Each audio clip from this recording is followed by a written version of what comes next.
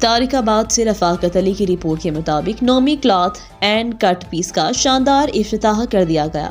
افتتاحی تقریب میں علاقہ بھر کے معززین، ڈاکٹر، وکلاء، انجمن تاجران، سول سوسائٹی کے نمائندگان، سیاستدان، بیوروکریٹ، صحافیوں اور وائس آف منڈی بہاؤدین کے نوجوانوں نے کثیر تعداد میں شرکت کی۔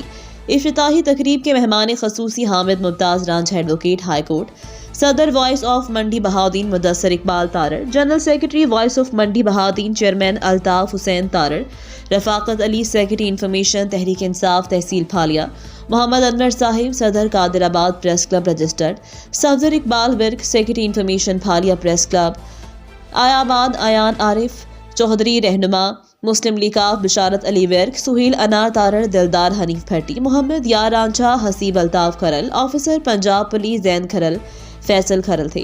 عاصم رضا مبشر رحمانی تھے جنہوں نے فیتہ کاٹ کر افتتاح کر دیا۔ آنے والے معززین علاقہ نے عمران ساگی چغتائی کو نیو کاروبار شروع کرنے پر مبارکباد پیش کی، اپنی اپنی طرف سے نیک خواہشات کا اظہار کیا۔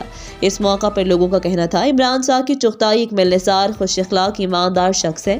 امید ہے کہ وہ آنے والے کسٹمرز کو بہترین سروس فراہم کریں گے۔ انشاءاللہ نومی کلاتھ اینڈ کٹ پیس کی انتظامیہ کپڑے کی ویرائٹی کو کوالٹی پر کوئی سمجھوتا نہیں کرے گی اور مناسب دام پر کپڑے کو فروخت کریں گی۔